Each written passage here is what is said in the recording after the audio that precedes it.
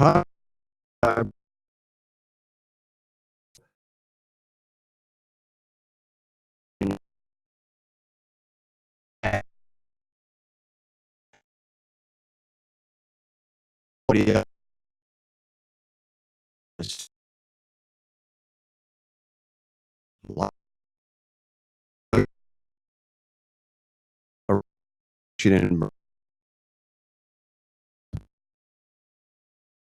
Shorting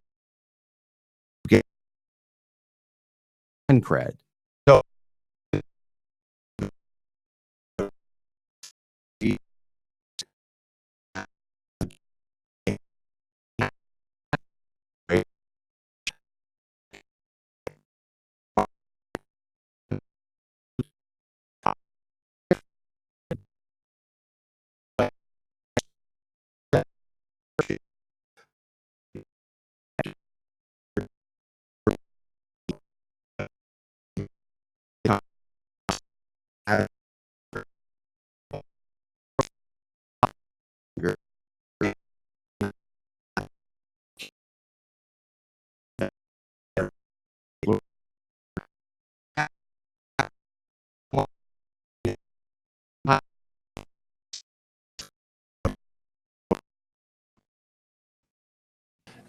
Ed Burr, how much discussion President Ed Burr? I mean, is it you guys? Is that kind of the circle that's going to be deciding this? Yes, and the boosters are going to be involved. Yeah, I mean, we're asking them for money. They're going to have a role in this. I mean, how much discussion?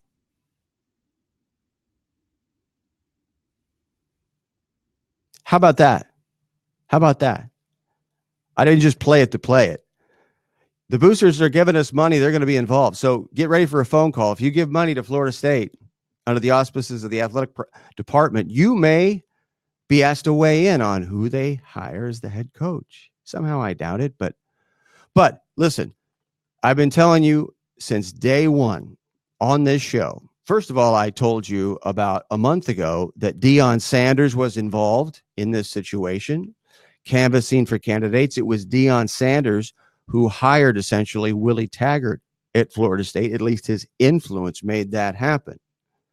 Now come to find out, we've got Dave Coburn telling us, well, the whale donors, the boosters, they're involved. No big shock, but obviously Dave doesn't have a background in athletic administration coming into the job, and he doesn't. He comes from the Tallahassee State House, and it's actually kind of refreshing, right? But what we're hearing now is from Dave Coburn that, and additionally, we don't have the clip of it. He said it afterwards to reporters, but they asked him, why did you fire Willie Taggart in the middle of the season? And Coburn said, we're going to have a replacement before the end of the season. Okay. So if you're saying that we're going to have a replacement by the end of the season at Florida State, how the hell is that going to happen other than hiring somebody who's not employed right now? I mean, you could talk about a bowl game situation, I guess, but Florida State's not going to a bowl game. I should say they could bring in a coach. Let's say a coach was coaching another team and they're going to go to the bowl game. Well, it's not unusual for that coach to leave after the regular season to join his new team. So that's happened before. There is precedent. Forget about what I said about Florida State. Brain fart. Okay. So Coburn has said, we're going to try to bring in a coach before the end of the season. And outside of that bowl scenario, we're going to play a report for you right now that has been airing in Tallahassee that dovetails with what I just told you Coburn is saying about the timeline of the hire at Florida State. So go ahead and play that ABC 27 Tallahassee television report from Allison Posey, who's the sports director for ABC 27 in Tallahassee. You can hit it, Cam. Thanks. Good Monday evening. I'm Mappy Maurer. We are getting reports that FSU may have selected a new head football coach, and this is less than 2 days from Willie Taggart being let go. ABC 27 sports director Allison Posey has been following the development all day. And Allison, who is it? Well, guys, rumors are rumors, but Bob Stoops is a name that has been floating around as a potential replacement for Willie Taggart for a couple of weeks now. But according to several sources, it could happen a lot sooner rather than later. We learned tonight that Stoops is the top candidate to take over the reins of this Florida State football program. Stoops coached at Oklahoma from 1999 to 2016, winning a national title with the Sooners in 2000. He's currently the head coach and general manager of the Dallas Renegades, an XFL team that is set to start play in February. We've heard that a deal could be worked out with Stoops as early as the end of this week or early next week. We've also heard from sources close to the university that Kendall Briles would stay on staff as offensive coordinator, earning a head coach in waiting role, while Jim Leavitt would take over as defensive coordinator. Again, Stoops, the top candidate to take over at Florida State. Of course, we'll keep you updated on air and online at WTXL.tv as the story develops.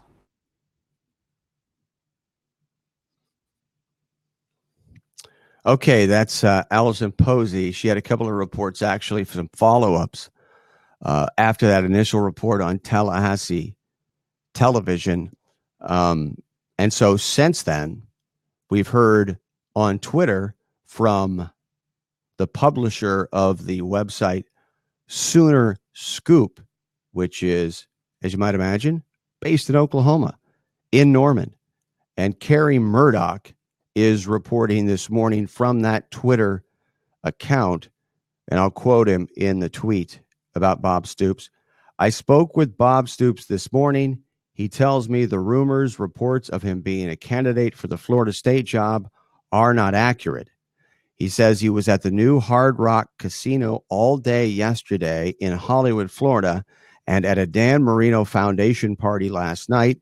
He is not interviewing for the FSU job. So it appears that, we've got a dispute on what is actually happening. What a surprise. That never happens with college football coaches and hires at various universities. So Bob Stoops saying, hey, I was just in Florida. It was a coincidence. Now, you can't underestimate the amount of parsing that's going on. For him to say, I'm not doubting Kerry Murdoch. I'm not doubting Allison Posey. You're talking to somebody. You're looking at somebody. You're listening to somebody, right? You're watching someone who has a lot of experience in this. And you cannot make any assumptions about anything that is said by anyone in these situations, right? Agents normally are the ones who are manipulating things, whether it's in what they're telling their clients to say or what they're telling the media, whatever it may be. All right. But for him to say, I'm not interviewing, that means nothing. So for all I know, he's trying to dispel rumors, but I think more likely there has been some contact. This is just my spidey sense. There is some legitimate interest from Bob Stoops in this job. One of the reasons being the athletic administration at Florida State is a non-entity, which is a big thing for Bob Stoops. He's not going to go somewhere where you have a strong-willed athletic director or president who wants to stick his fingers in everything. So it's not outside the realm of possibility that Bob Stoops could end up at Florida State, especially when you think about his coaching resume, as he was a high-profile defensive coordinator at the University of Florida. In fact, I interviewed him before a Citrus Bowl game when they played Penn State. This is back in the 90s. But Stoops back then was a rock star. Assistant coach, went on to Oklahoma. We know what he did there. So I wouldn't discount what's being reported. I really find it hard to believe that you would have somebody on the ABC affiliate in Tallahassee sticking her neck out like that. She's in Tallahassee, friends, sticking her neck out. And where is the athletic director, Dave Coburn? I already told you, Coburn said during his press conference, we're going to try to have somebody in place by the end of the season. Well, what is this? Who are you going to hire? They're all working. You're going to hire somebody who's not working? Yeah, apparently. If this is true, and I wouldn't be surprised. So, let me look at this one more time. He says, all right, let me back up. Let's read this one more time. And of course, it depends on what the guy, how he positions it in the tweet. But Kerry Murdoch, this guy from Sooner Scoop, talked with Bob Stoops. And the tweet is, Stoops tells me the rumors, reports of him being a candidate for the Florida State job opening are not accurate. How about I'm not a candidate? How about I'm not a candidate?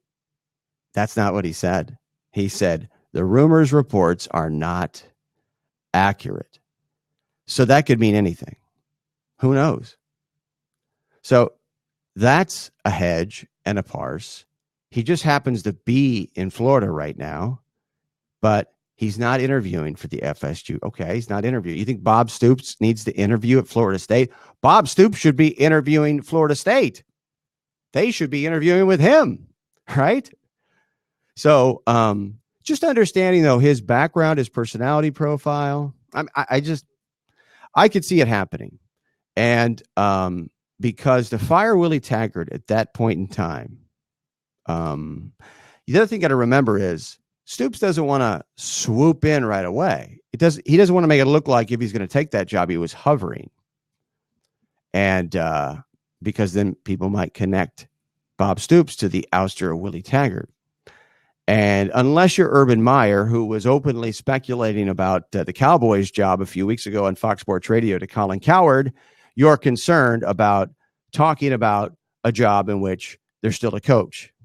Urban Meyer, of course, talked about his interest in the Dallas Cowboys head coaching job. One problem with that, Jason Garrett's the coach.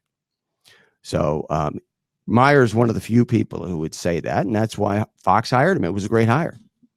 So so that's where we are with Florida State. Now, coming up on the show, we're going to cover something nobody's covering, but it's Donald Trump going to the biggest college football game of the year. This is probably a bigger game than what we're going to have in the college football national championship. You could argue this is the college football national championship. LSU taking on Alabama in Tuscaloosa on Saturday. My sources, my particular sources told me from both sides. I have sources that are connected to, not to the team, but connected to that situation, off the record, told me that they were contacted about the president coming to the game on Sunday.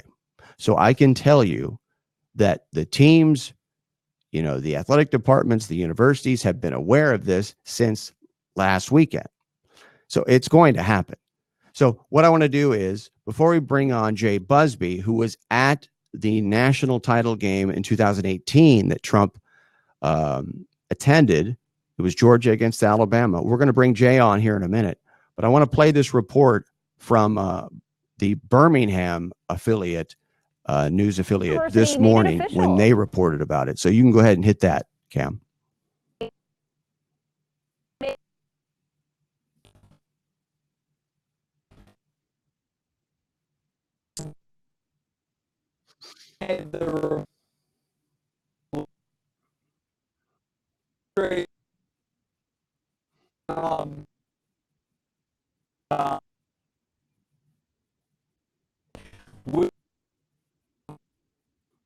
This is this morning. The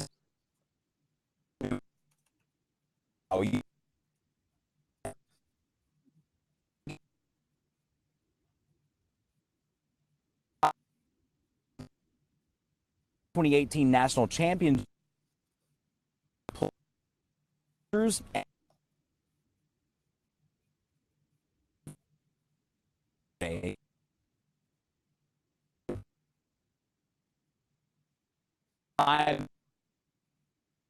Stony Sharp,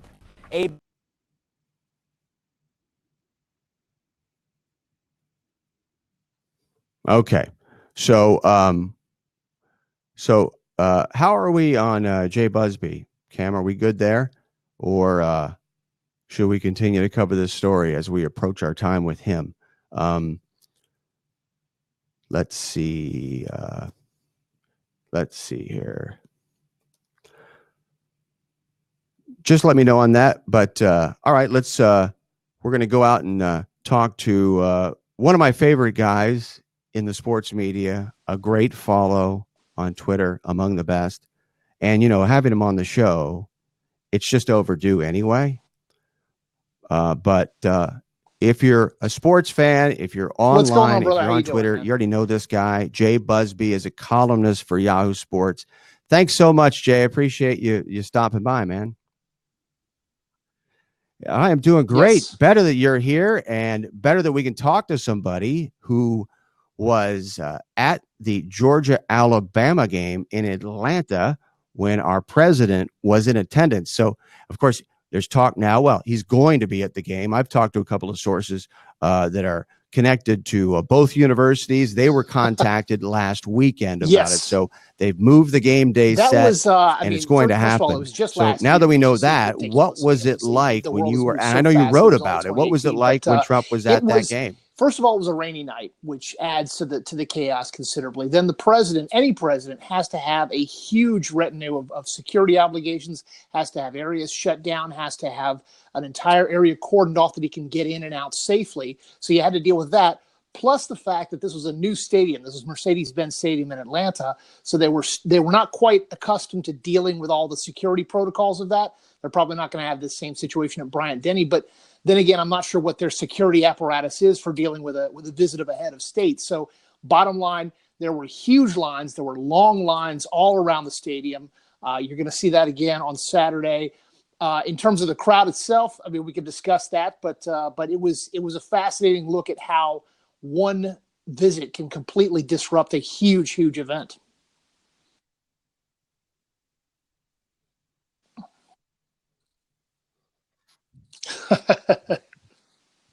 Yeah, and boy, this is I mean, this is really an amazing time that we're living in right now. And so Right.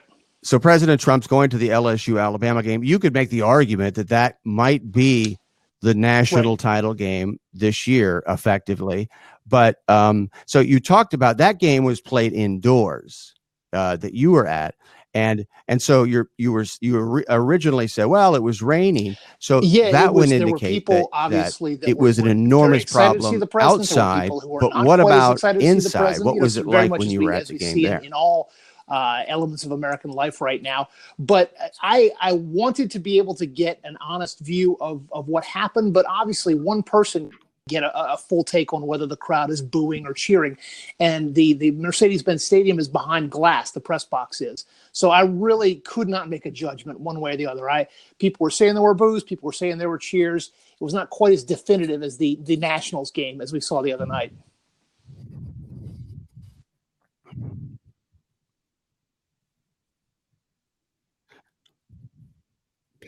Yeah. So, I mean, and so in that particular case, the president was there Right. in a very high profile place when it came to the national anthem. And I know he marched out for the anthem and made a big production of it. Right. Yes. So, yes, the whole thing is sealed off, which is unfortunate. You know, what was your, I mean, always you were love it when behind a glass. press So they box have is glass open up in to front of the press to box, outside even air. when the But roof way is that this closed. is set up at Mercedes-Benz Stadium, it is sealed behind glass. So you're kind of, I suppose it's probably for the best because that stadium can get loud. Not during Falcons games, but during other games, it can get very, very loud. But yeah, it was a little bit tough to get a handle on that, and we all kind of hear what we want to hear. But bottom line, it was an event that absolutely did disrupt the entire game from every angle. So it was difficult to see how it's difficult to see how LSU Alabama is going to be any easier than that at all.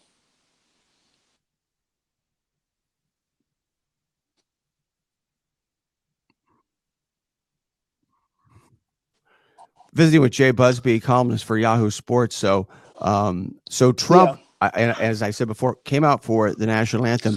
How long did he stay for the game? And is there an indication? I mean, we know about the USFL foray and all that stuff, but is he really a football? You could make the old what if that if he had bought the Buffalo Bills, that he wouldn't be president now, that he would be focused on that. But he did not pass muster with the NFL owners at the time. So how much of a football fan he is, I don't know. I'm not even sure he's that much of a sports fan in general, with the exception of golf. It's just that he likes the pomp and circumstance. He likes the environment. He likes being around places where he can be cheered, obviously. And he stayed until about halftime, and I don't remember the exact details of it, but I do remember that Georgia was up by quite a substantial number when he left. And then yes.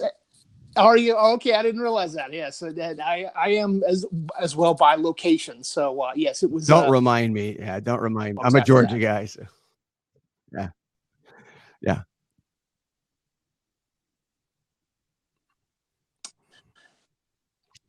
What was the reaction from the players? I mean, you covered the game. Did you get a chance to visit with any of the participants or the peripheral staff? The players were cordoned off before the game and after the game. The last thing anybody wanted to talk about was the president's visit, because it was either Alabama exulting, either Alex. Yeah, I mean, isn't that strange? Is that at this point, you remember when we grew up, you hear about the president once every. I mean, that's the way it should be. Weeks, he'd come across the screen, and now it's once every 10 minutes to 2 hours. So yes, it was not. I don't think the players were particularly concerned one way or the other, but I was not asking them that specific question at that point. Yeah. I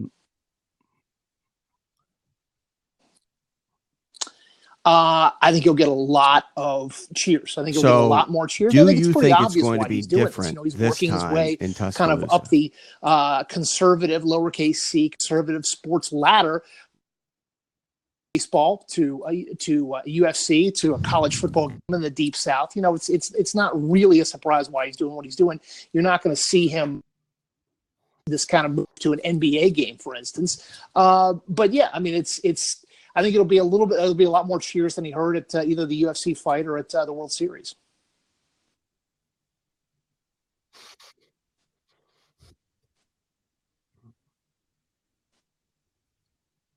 Interesting. We're visiting with Jay Busby of Yahoo Sports. Now, from my perspective, when I look at the situation, and I look particularly at LSU, Alabama, the president knows that this is going to cause a lot of inconvenience. And so you mentioned the conservative nature of the fans that might be there, the fans in the state. Do you think this could backfire as far as, the people that end up going to the game? Not to mention, maybe, remember you talked about, by the way, you talked about the result of that game, breaking it down to the and how, of course, the game overshadowed him previously. Will that be the case this time? I think that it's going to be a fun matchup.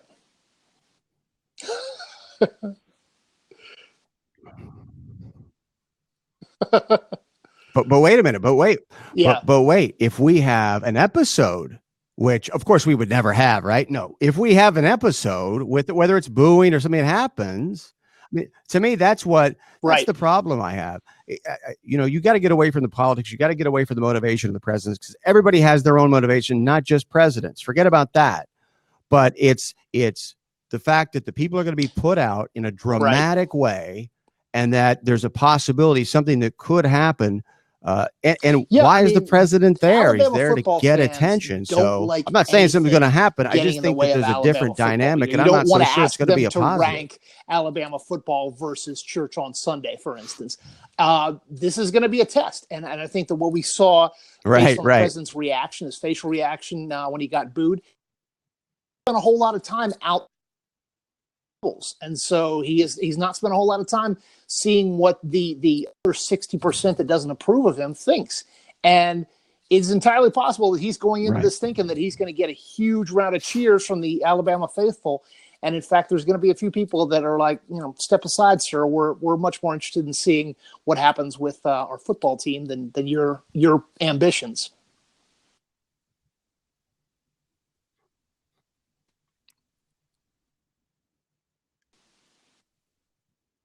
Is there any indication that you got from being at the game before, because Alabama was there, that maybe Trump has somebody? I think of Mike Spence's chief of staff hosted. I think Trump, when he came down for that game, if I'm not mistaken, I don't know if his chief of staff is in Atlanta or whatever it may be. But is there a connection there, or is just purely Trump deciding to go down there just to go down there? Decides what he decides, and he sees a big event and he jumps on that. And I don't necessarily think that there's a whole lot more orchestration behind it than that. I mean, you mentioned Pence, the whole stunt that he pulled a few years back with walking out of the Indianapolis Colts game once the players were demonstrating during the national anthem. That's an example of that. I don't think that this is three-dimensional chess here. I think that this is much more see shiny object, focus on shiny object, try to get applause while you're at the shiny object.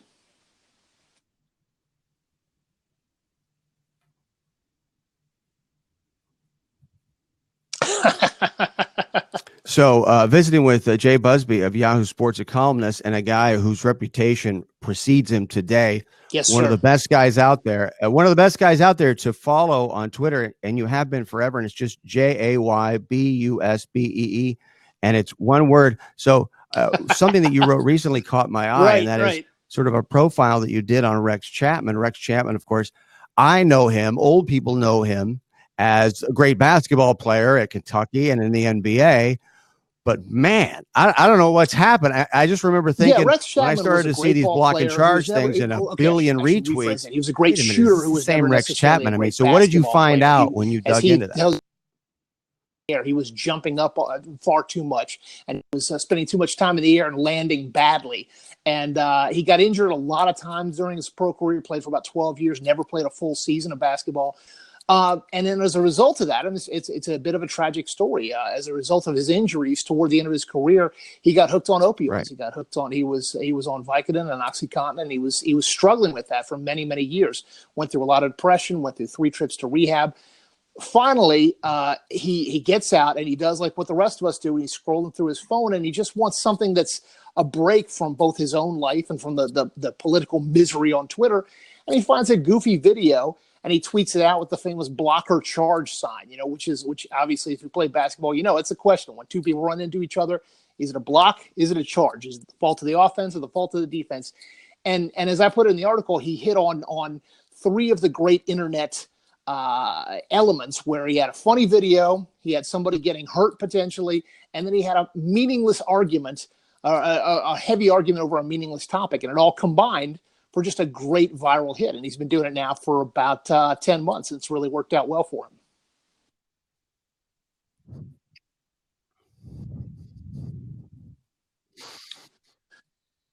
Yeah, I mean, obviously and there's so always he's had controversy though. I think there was one point he's there, where it was suspended his account. What do you remember what happened there? there? There's always the question of whether you are stealing content that's not yours. That's. I mean, he's one back. issue Everything's that fine. Barstool has gotten involved with on numerous occasions, and then there's the issue, just purely kind of the moral issue of that guy just got hit by a train. Did he just die? Am I putting a snuff film out there on Twitter that you've got to be aware of? But I think that he's doing a much better job of vetting that stuff now. And certainly there's enough funny videos out there where people just injure themselves and not kill themselves to keep Twitter going. Thank you, brother. Yes. This was awesome, man. Stay in touch, look forward to it, Jay. man. Appreciate we gotta it. Take have care you of yourself. back. You're our guy. You're in Atlanta. You're our guy down there. So just anytime, hit me. I'll hit you, and we'll have you back, man. Thanks so much. You too.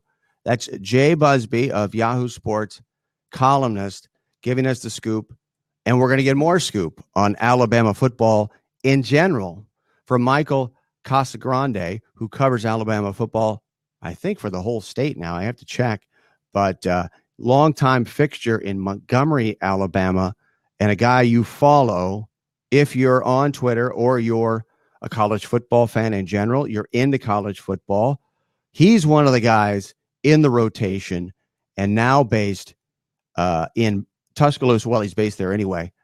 And he reports for the Birmingham News, the Mobile Press Register, and the Huntsville Times. I used to live and work in Huntsville, Alabama, as a matter of fact. So Michael Casagrande's going to talk to us coming up. And obviously we'll touch on the Trump situation, but additionally, we're going to talk about the status of Tua Tagovailoa, what his situation is, Who knows, by the way, but if anybody's close to the situation, it's this guy. So that's why we're having him on. And then later on, we're going to talk Cowboys and Giants last night. We might play that cat video. We might not. We might play the cat video with the play-by-play. Maybe, maybe not. Have to stick around and find out. Of course, a black cat ran on the field, at the Monday Night Football game last night. And so that was kind of the highlight of the night. Nobody's surprised. The Cowboys routed the Giants, who are positively imploding. But at the very least, the Jets are giving them cover. That's for sure. But I'm not so sure Pat Shurmur is any better than what's going on with the Giants on that, the Jets on that coaching staff. So, so as it pertains to the ball game, though, LSU, Alabama, to me, it's unfortunate that Tua is injured. Really unfortunate. He's going to come back. We saw what happened when he came back against Georgia last year in the title game. Wasn't himself. And this is a similar situation. So he's coming back off this tightrope, revolutionary surgery called tightrope on his ankle, which, by the way, why aren't more people doing it? Tua is the guy, he's the high-profile guy. I know there's other guys that have done it, but you would think more guys would be doing it, athletes, professional college, and maybe they are. But just based on the track record of college football coaches and their attitude and how they treat college players, and then you look at some of those high-profile first-round picks and they move on to the NFL and they have chronic problems. Todd Gurley, as an example. That's just one example. Todd Gurley, who's had knee problems dating back to the University of Georgia. And there are a ton of NFL players that people see today who are injured. And I think you could definitely make the case that the mishandling of those injuries, right? The prioritizing of the coach's interest, the program's interest, the school's interest over the interest of these players who are interchangeable for the most part. They don't have to compensate them. They don't have to make them happy. They're captives there, essentially, right? Thank God for the transfer portal now. But I think that's one of the untold stories of the NFL, that you have so many players out there who are like, wow, why is he still hurt? Why is he getting hurt? Is this chronic? I mean, when you look at Gurley's situation particularly, there's no higher profile running back in the NFL when he signed that deal. I mean, this guy was everywhere. And then all of a sudden, overnight, boom. What is strange about it, very strange. And for all we know, this is a function of him getting shot up, pharmaceuticals, whatever it is. But if it is, you would think it would make the problem much worse, much quicker. And he continues to play. Todd Gurley can play pretty well one week, and then he's a non-entity the next week, or he might not play the next week. I think that points to what happened at the University of Georgia with him more than anything. Could be anything, but that's not untypical. You see that all the time. So that's something to really look long and hard at, and also look at the Tua situation through that prism. It's not lost on NFL teams what goes on at the University of Alabama, what goes on at the big programs in terms of how they handle injuries, how they bring guys back and deal with those things. And I don't know. When I saw Dr. David Chow, who is Pro Football Doc on Twitter and probably the highest profile guy out there, orthopedic surgeon who is commenting on injuries in the media, has a column with the San Diego Union Tribune, wrote a big column about it, about the Tua surgery. He said, look, I don't know anybody who's doing this besides Alabama and besides the surgeons they're using for these procedures. This is not a common thing. And nobody says a word. The only thing they talk less about than the possible issue with that surgery and Tua, and maybe it's not the right thing. Only thing they talk less about than that is the fact that Tua's entire family, extended family, has moved to Alabama from Hawaii. Nobody talks about that either. Nothing matters anymore, right? So, so we've got the backdrop of Trump going to this LSU Alabama game. As I said to Jay Busby a moment ago, Trump knows going into this game that he's going to put a lot of people out. It's going to be a monster pain in the ass. I guess the whole point would be he doesn't care. It's one thing perhaps to do a championship game and you do it in advance, I guess. And maybe perhaps come in late. I don't know if you're going to be able to avoid the ensnarlment, the inconvenience that you're going to foist upon tens of thousands of people. But just as importantly, when you look at him doing this, it's not even about the situation that he's in. Jay said it. I mean, he is an embattled president, for better, for worse, whether it's justified or not.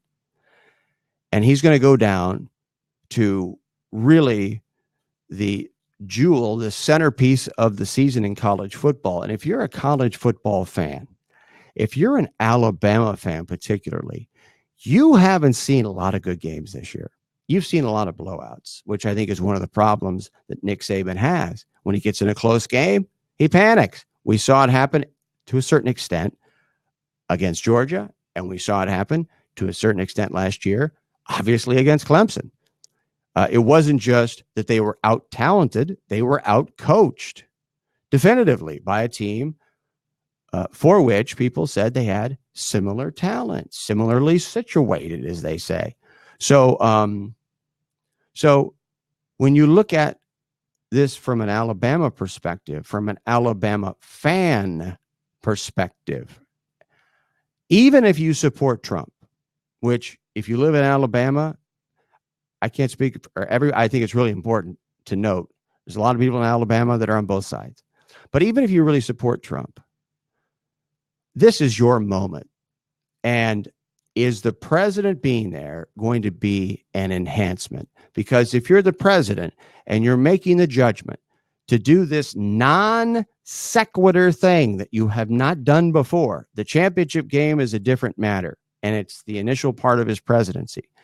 Now you're doing this. To me, you're making a statement that is not congruent with perhaps what you're trying to communicate to everyone. And that is, hey, I'm your president. I'm here. I'm part of the country. And I support what we all do. I guess, it is the consolidation of his base, of course, in the South and in Alabama and with college football fans. But I think when you go down and do that and you inconvenience people to that extent and you inject yourself into a situation like that, any part of the situation in which you're taking away from the game, I think is a disservice to the people who are there, right? Doesn't matter who the president is. If it was Obama, I'd be saying the same thing. But the key issue for me in the whole situation is that this is a non sequitur. This is coming out of nowhere, regardless of the reason. And so what we do know is you're going, and not to mention, by the way, that now you're going to have coaches and players asked about the situation. And for all I know, they don't care or they're cool and it's fine. But you're injecting something into, I mean, how ironic is it that we hear from ESPN management and Deadspin management, you need to stick to sports. Well, what are you supposed to do here? Right? What are you supposed to do here? So we have a clip from Joe Burrow, the Heisman Trophy winner, as far as I'm concerned. We'll see what happens in the Alabama game. I have a feeling he's going to have a big game and close out the year in a big way. I'm picking LSU to win the national title and Burrow to win the Heisman. So Joe Burrow was asked about Trump at the game, going to the game on Saturday. So if you have that clip, go ahead and play that, Cam. That's pretty.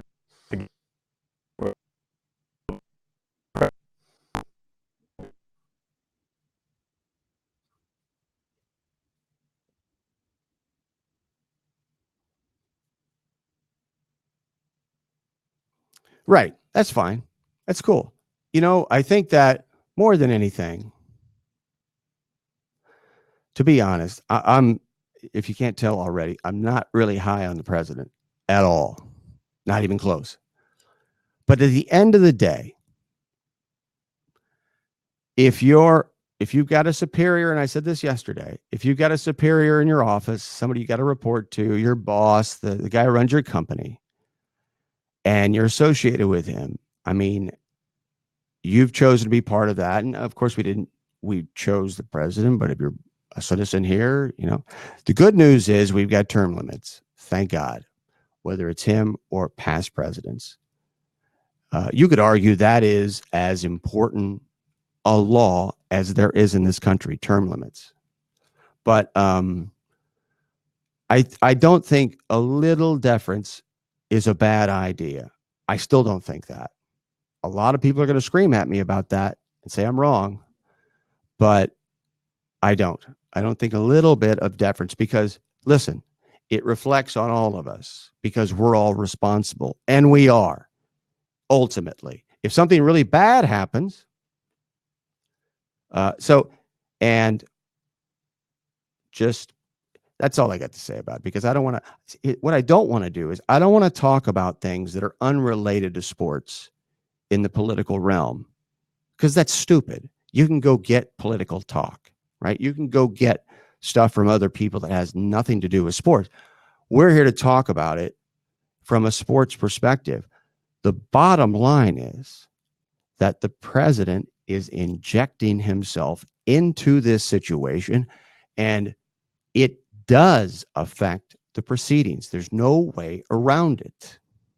No way around it. And it's so ironic that so few people are covering it. Now, that's going to ramp up, maybe because the political reporters, it's outside of their realm, and so they're not going to pay attention to it for now. But or maybe this is protocol. I don't know.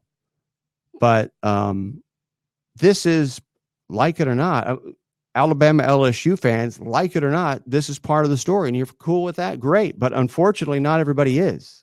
If everybody was, that'd be one thing. That's another part of this. What's interesting, though, as an aside, speaking of not talking about sports, briefly, the downfall of Rome, ancient Rome. I've been studying the Colosseum. I've been doing a lot of research for a project about the Roman Colosseum. And in studying the Roman Empire, right, and trying to understand why it fell, the eternal question, we all know the Emperor Augustus. He was the guy that brought the downfall of Rome, because despite the fact that he ushered in imperial Rome, the conquest, the expansion of the empire, the building, all that stuff, right, the splendor of the city, he removed the automatic succession mechanism that had once existed in the Roman Senate. He became a dictator, right? And that ultimately led to all of the bad emperors. So remember, I mentioned earlier the term limits part. You learn from history how critical that is. So now we're going to go and down to Tuscaloosa, Alabama. Tuscaloosa just rolls off the tongue. And I wonder if he's at Dreamland right now. It's about 11:44 Central Time. Oh, by the way, I was going to introduce the Joe Burrow clip, and we played that. Sorry about that. And now we're going to, why don't we go to Michael Casagrande and talk about this game involving Joe Burrow and Tua and all of the activity swirling around Tuscaloosa, Alabama. I can't thank you enough, Michael, for coming on. Thanks so much. Be here. So, just first blush, what are you hearing about? The details are few at this point. I heard your interview.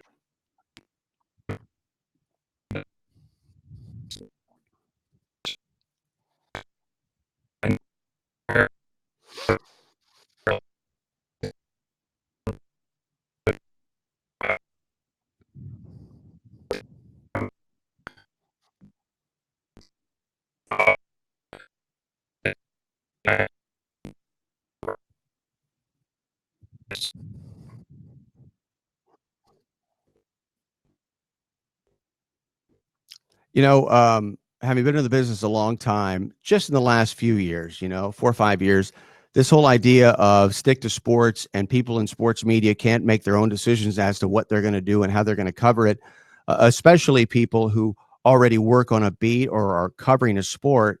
I can remember the day where it wasn't an issue. Mike, you were going to write your story and you're going to write your story. But what's your philosophy going in now with kind of all these things flying around? Maybe it doesn't affect you. Maybe nobody talks to you about it. It's not part of what you do.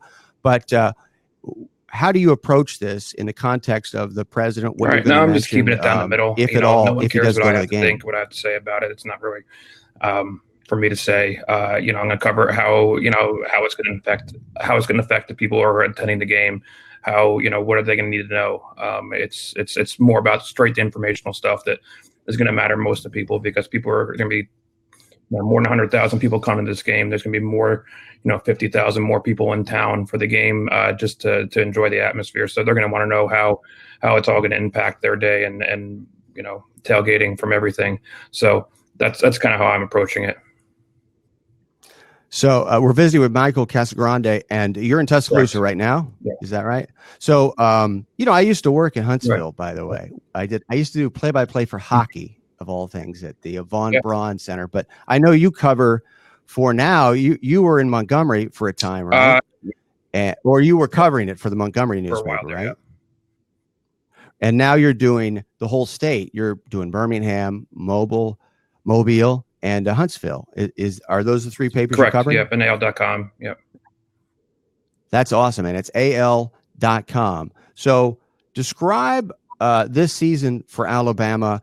My only thought about it, I want to hear what you have to say, obviously, but is, man, they haven't been in a game yet where they were tested at all, and now you've got this Tua thing going on. And so just tell us what you think about Alabama's mindset with that in mind. It's been one of those seasons where they haven't been tested. They haven't faced a really an elite team yet. The best they faced was Texas A&M, and they've kind of underperformed compared to what the expectations were going into the season. So, yeah, it's kind of a team where you really want to see what this game is going to tell you a lot about what this team is. The offense is obviously elite when Tua is healthy and all cylinders are firing. It's one of the best, more explosive offenses I've seen. Obviously, in 10 years covering Alabama, there hasn't been that many of these kind of offenses where it's fun to watch, where they're throwing the ball over the place. It's been more the ground and pound kind of for the most part.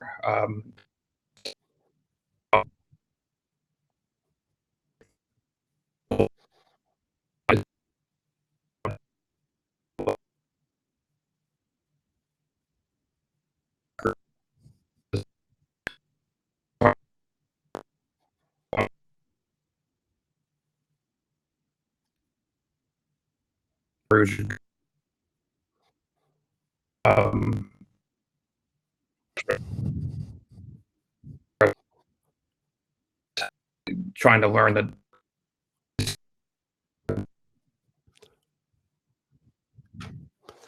I'm so glad we got you here, because you're at practice, you're around the team, and there's some things about Alabama I always wonder about. And one of them is, how involved is Nick Saban directly with the defense? What role does he play beyond just the head coach in the golf cart?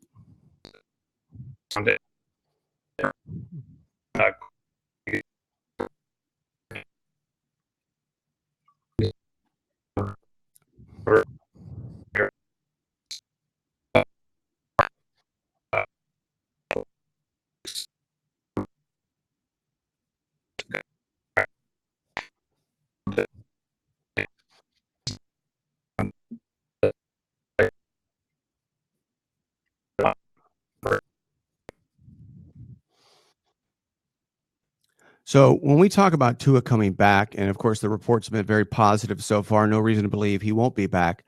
But if you look at when he came back last time, it didn't necessarily go all that well. Do you think that was attributed initially to the injury? Because now he's come back since then this season and been great. Yeah, I mean, it's you can look at it any number of ways. It's been dissected. It's going to be more so in the next few days before this game. But one of the more important things to remember is that this is not his push off, his plant leg, Yeah. where last year that was an important distinction. When you're putting all your weight back on that ankle to fire the ball, that's not insignificant either. So, yeah, it's the kind of thing where, the expectation he's going to play, what percent he's going to be is going to be interesting, and how they change the offense. But I think part of the mystery involved, not that you ever want to have your star quarterback get hurt, but the mystery and the forcing opponent to prepare for two quarterbacks is something that, Visiting with is Michael not something Casagrande Alabama's of shying away from. AL.com. And when you look at that quarterback situation, you got to look at the backup situation. And if you've got to go to a backup in your Alabama, is there any hope against LSU? It's going to be tough. I mean, it's a defense. It's an elite defense. It's a defense known for good cornerback, defensive and DBU, defensive back play. So it's something that it'd be interesting. It'd be tough. I mean, it'd be a huge challenge for Mac Jones. He came in and played well against Arkansas. They kind of scripted an offense that was best suited for him. LSU.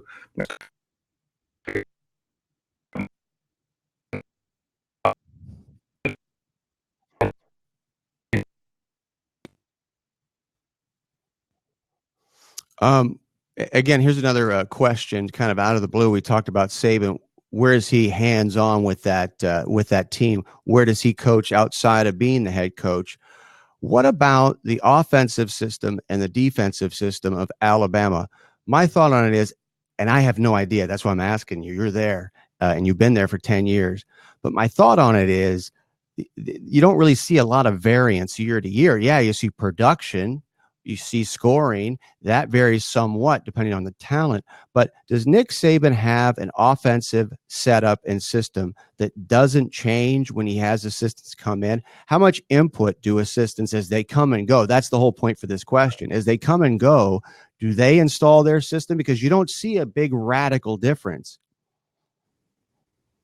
It comes down to fitting to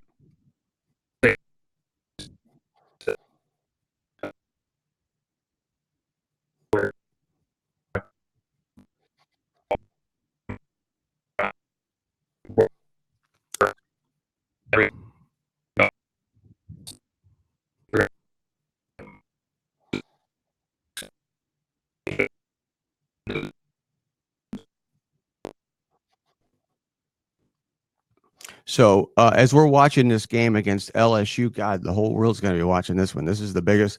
This is perhaps, it could be the national title game. Certainly has implications for that. But if you're watching a game and you're trying to figure out if Alabama has a chance to win this game, what are you watching for? What are you watching for as the number one indicator? Could be on the LSU side, could be Alabama, or how they interact with each other.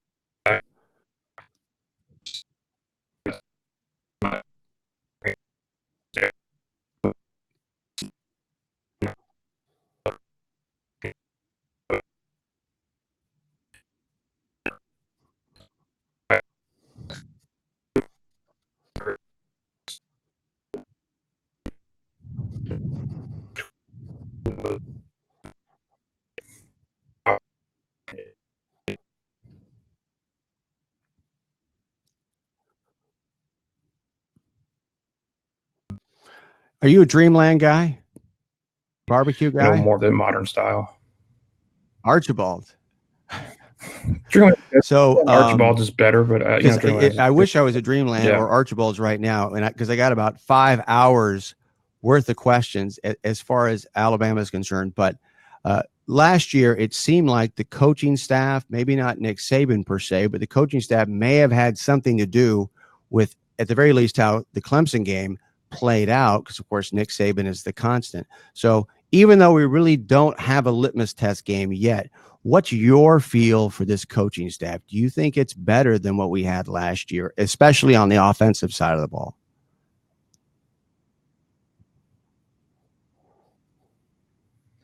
Yeah, I mean, there was probably more experience, guys who have been in the game a little bit longer, and in this coaching staff as opposed to last year's.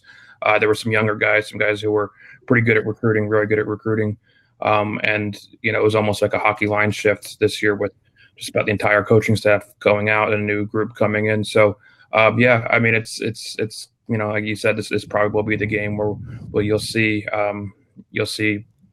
what kind of adjustments can be made, where the coaching comes into it, because it's going to be, it's two good coaching staffs going against each other. Last year against Clemson, there was a lot of talk about guys who were looking at new jobs, that were going to be leaving for new jobs, and the distractions all that created. So this game is a little bit more insulated into the middle of the season, where there isn't going to be that kind of talk. Busy with Michael Casagrande of AL.com. Believe going into every year, because I cover the team from afar, I guess. I watch the press conferences and see what's going on. Every year we have a Nick Saban meltdown once in a while.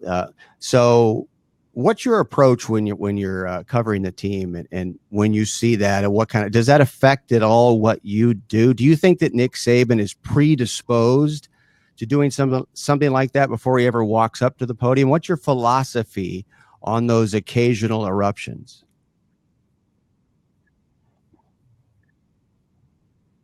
Sure. Yeah. And I think a lot of it is kind of, I say pre-planned, but it's kind of in the mindset going into that room, that he wants to send a message to the team most of the time. And that's usually what it is when he's popping off with the media. He's really just repeating what he just said to the players in the locker room. So, most of the time you can't let it affect you if he does yell at you. I mean, a lot of the times in that room, if you look around, if there's a camera on the reporters, there are a lot of smiles and kind of laughs in the room, because people kind of know at this point what the deal is, that he's not as much yelling at you, and he's yelling at somebody else. And it can be kind of funny. So people, the perception is we were all sitting there cowering in the fetal position, praying for it to end. But well, usually, it's kind of I got to funny give him some moment credit, that, because at least, unlike Belichick, who around. they're good friends and similar in many different ways, at least Saban breaks up the monotony. And I think it's probably half just doing that. But now I want to ask you about Nick Saban, because that's another great mystery. A lot of speculation about Dabo. Me personally, I think Dabo will probably end up at Alabama at some point. But of course, Nick Saban, at least from the outside, shows no signs of slowing down. But on a day-to-day basis, and I think most importantly, Michael, recruiting, what do you see from Nick Saban today that maybe is different than it was 5 years ago? Or is it the same?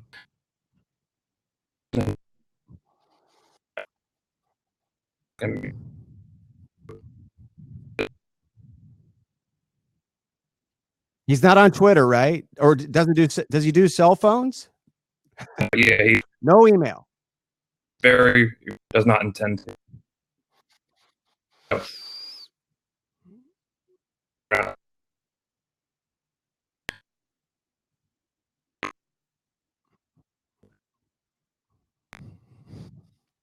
No burner.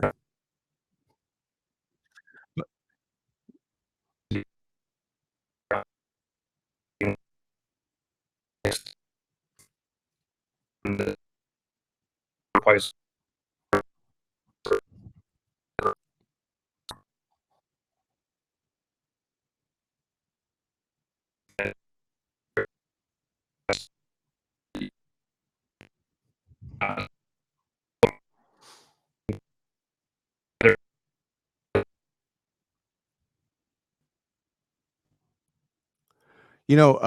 I've talked about this before, but I mean, Nick Saban's value to the state of Alabama, to the region, around Tuscaloosa, but to the state particularly, is incalculable. You literally could pay that guy $100 million and he would probably be worth it when you think about all the jobs and all the things that he has helped to create, not just perpetuate. So can you compare what it's been like, and maybe I'm overstating it, but in the state of Alabama and with the people of Alabama, compare it to 15 years ago or when you started on the beat 10 years ago. Have things changed, or is it this I experienced big game? what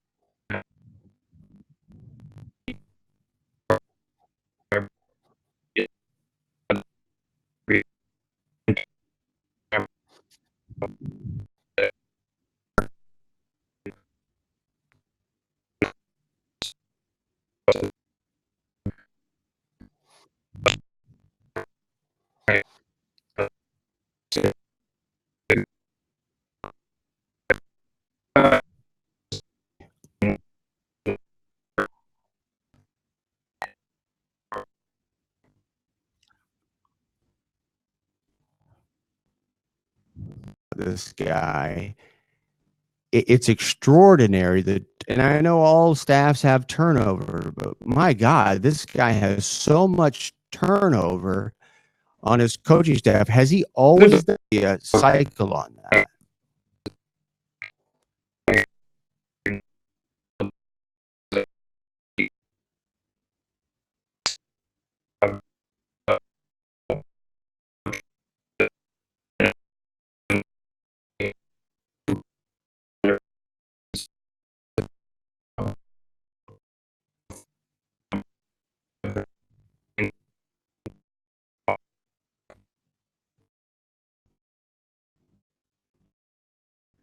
Who's going to win this game? Well,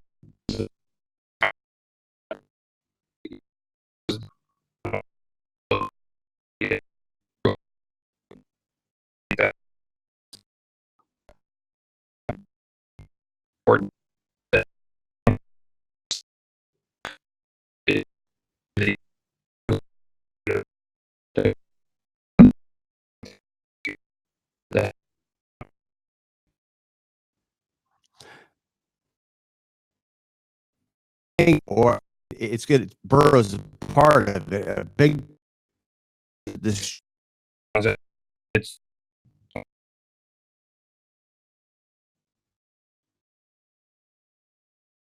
yeah.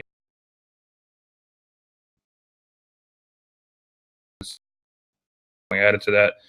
But also the receivers, they were all young a year ago. I can't remember which one I talked to, but one of the guys when I was in Baton Rouge last week said it when they were playing in Alabama last year that he wasn't even sure of all the plays when he was out there. So that's how early it was in that process with that offense. So that's not an issue this year. These guys have experience, and 29-0, which is not something that you're going to see on Saturday.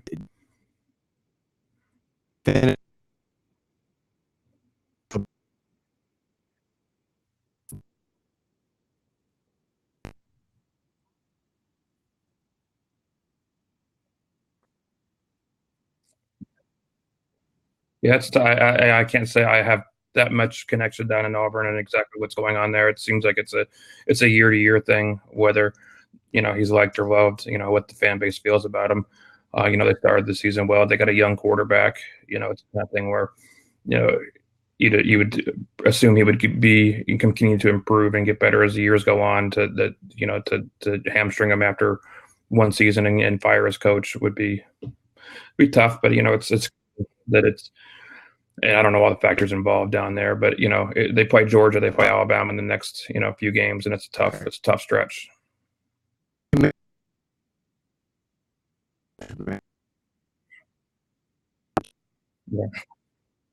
Yeah. Yeah. Thanks. I appreciate it. Thanks for having me.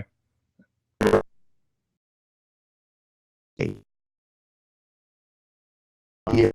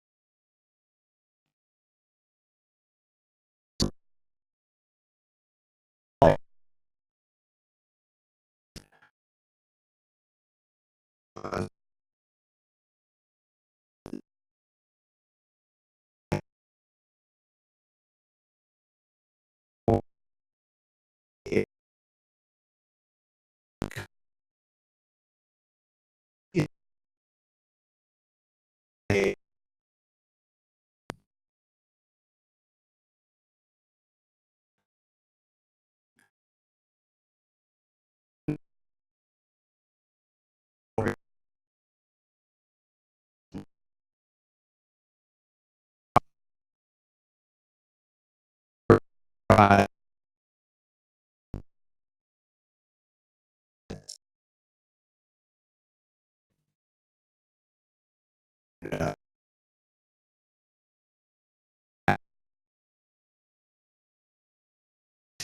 Can you imagine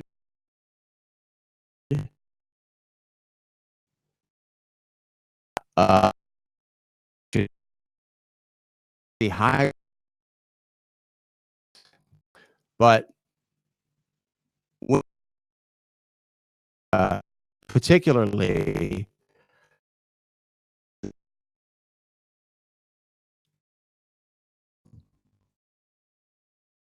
book the research particularly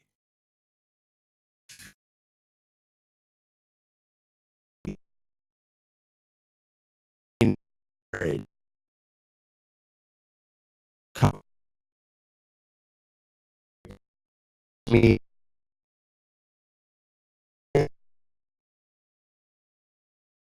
give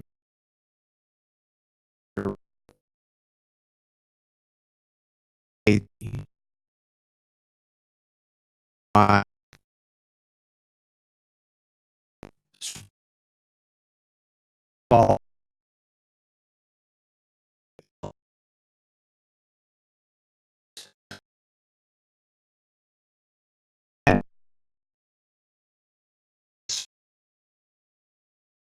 sure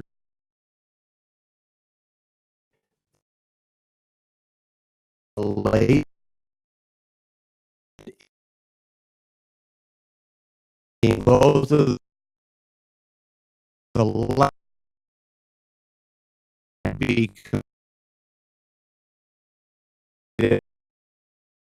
taxes, and it was that they went on to beat Notre Dame on television. That whole resigned.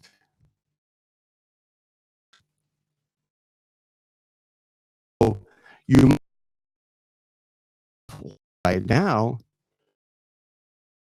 claims AFK Nick.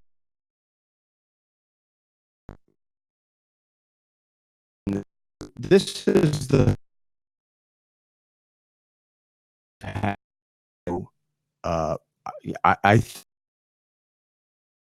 regular season SEC with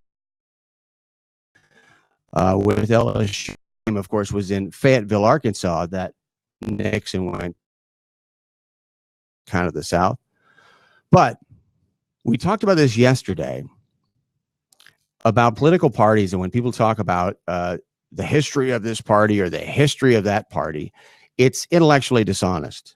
Tune that person out, because what the parties represent has changed, in some cases drastically, over the years. As I mentioned before, in states like Louisiana in the 1950s, in Louisiana, if you wanted to vote Republican in the state of Louisiana in the 1950s, you were out of luck. And in the state of Georgia, there was no Republican candidate for anything. It was the Democrat Party in Louisiana. Well, the people who were involved in that as Democrats are now Republicans. And the reason for that switch, the reason the South has gone Republican in many cases, is Richard Nixon.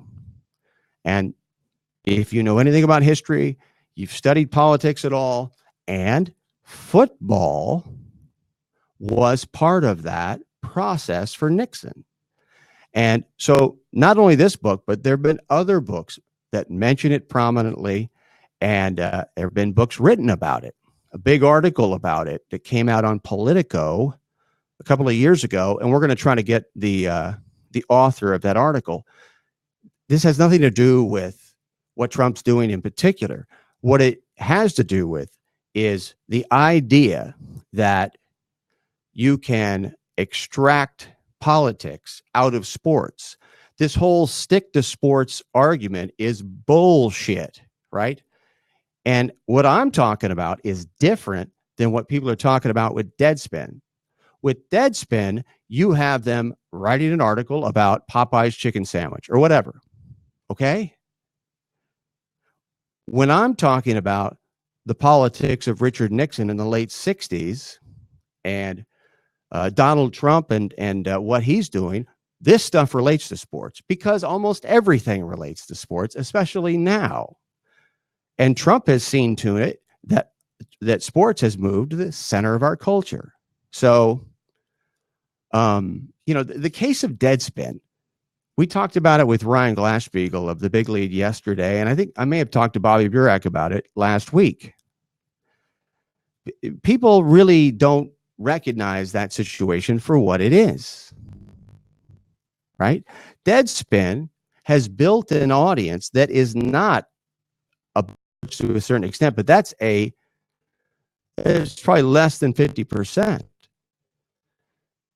It's just kind of people of the generation, and it's a cool thing, and it was a part of the Gawker brand, and I'm not trying to discount Deadspin, but when you look at,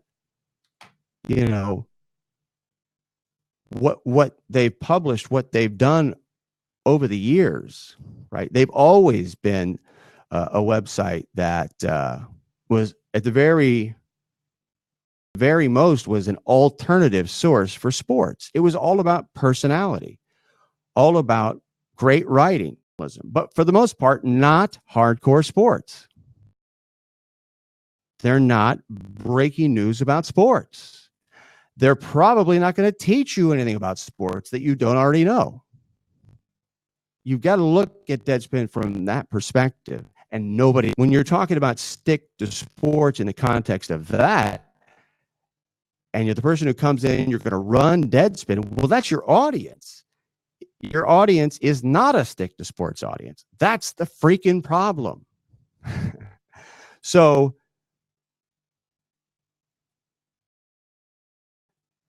it's based on it is a reflection of Nick Denton. It's very much personality driven, writer driven. It's not so much the content that they're covering, especially in sport, because that's the opposite of how sports media works. Sports media is a function of the games and the athletes, as it should be, for the most part, right? So when we're bringing you these things that nobody else is bringing you, we're not just doing it to be different. We're doing it because it's going to make you smarter about the athletes, about the games. You're going to know more. You're going to have the context of it.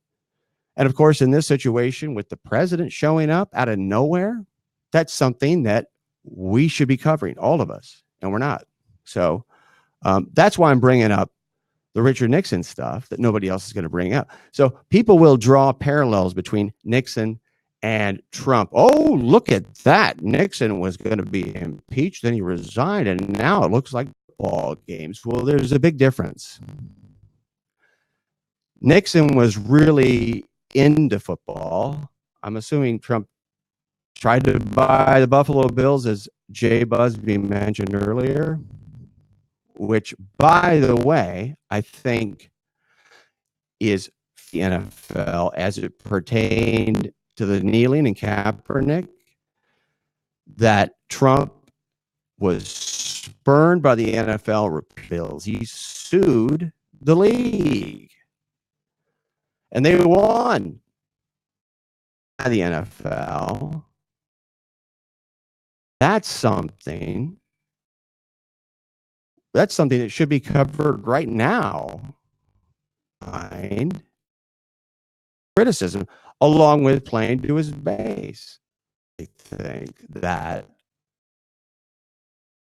happened in this situation is asset deal where he has agreed brag and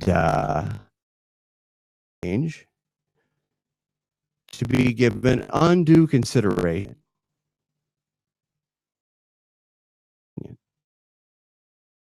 What makes it that much more diabolical is there's this perception out there that Kaepernick has It's disgusting. Call that. So, if he's signing off, it's okay. And make no mistake, he does decide. But clearly, there's something going on because, I mean, there just is. And on television. But Kaepernick is that guy now where you can't even bring his name up, and there's a violent reaction to it. It's such a hyperbolic issue for people.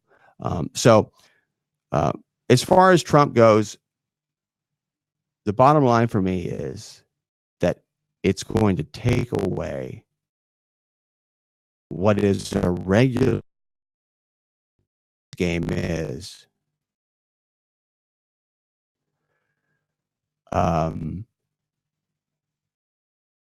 Ever wondered about insight into Donald Trump's personality? This is a great example that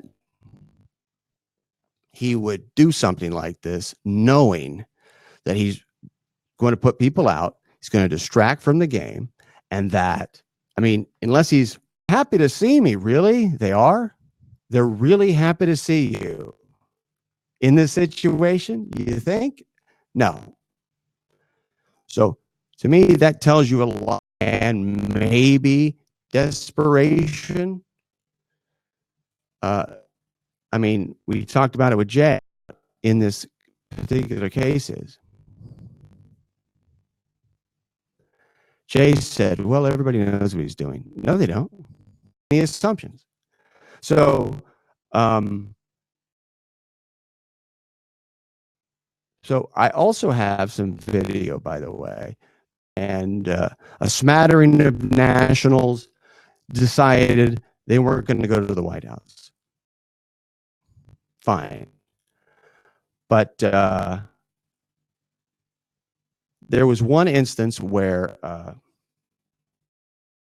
taken of there was one probably saw this on the news or whatever.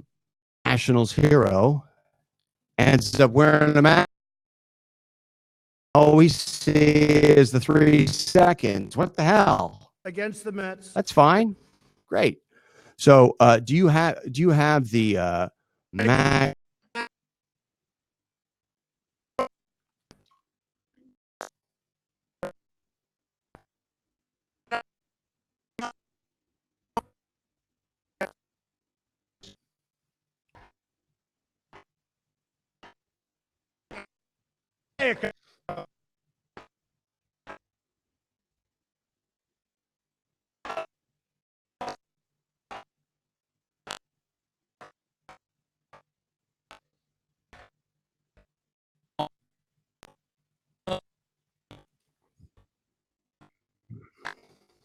Now watch Mike Rizzo. Mike, because now watch this close up of him.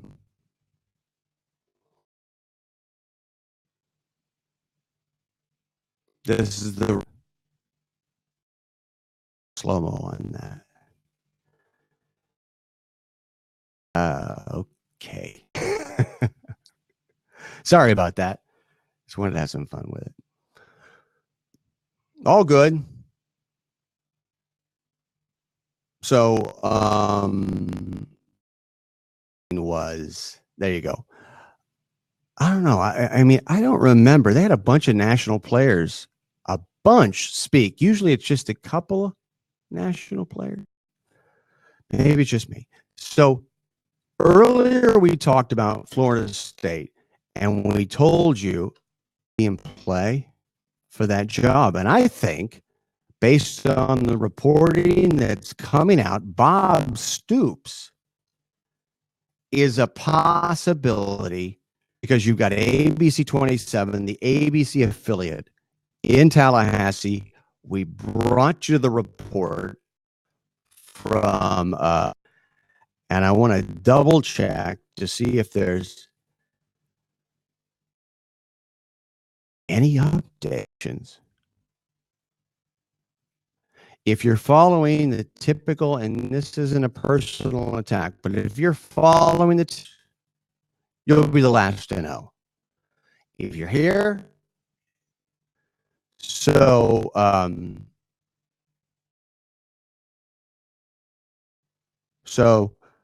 let me take a look at Allison Posey's Twitter. Let's see. All right. I guess she's, well, of course, Allison Posey, the sports director at the ABC affiliate in Tallahassee. Now, go figure, because she has broken this news. And let's see here.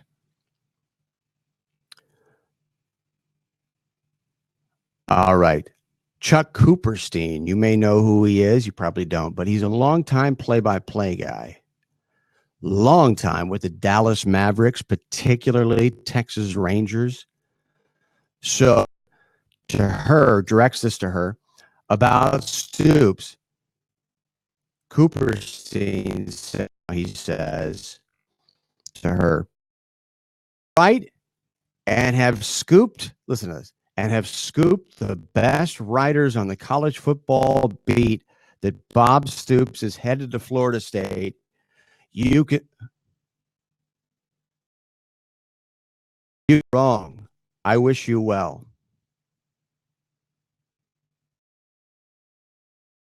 %100% bullshit. That is right there. First of all, maybe Chuck doesn't remember, but the college football beat writers, the best, congratulations, Chuck. You're on it, buddy. You're hot on the trail of the truth there, right? And who broke it all up? A 23-year-old anonymous reporter on the police blotter beat in Harrisburg. Sarah Ganem. All the people in Pennsylvania who love Jopa's memo, like everybody. Right. That right there is the sports media. Law and the Rangers, Chuck Cooperstein, talk show host, saying to this lady in Tallahassee who's breaking the news, she's in Tallahassee. She's got more. Takes a lot of courage. And I said it earlier. I hope she's right for her sake. But saying to her, and I'll give you her response because she responded. That's where I saw this on her timeline. Cooperstein says, if you're right, Allison, scooped the best writers on the college football beat that Bob Stoops is headed to Florida State. Here's the BS part. You can write your ticket to any media job in America. Listen, I'm a scoop. Like that. It's a big scoop. Ask yourself, when you watch college football broadcasts, studio shows, pre-post game, whatever it is, during the week, television on ESPN, Fox, the big broadcasters of college football, how often, Chuck, do they break news? How often do they bring somebody on who's got proprietary information that you want to know, right? Then provides that information to the viewers, is where Allison Posey is going to go. She breaks news, so now she can write her ticket to any media job. Total crap. Not true. Now, that's not to say she's not doing the right thing. Absolutely she is. She's doing a great job. Right.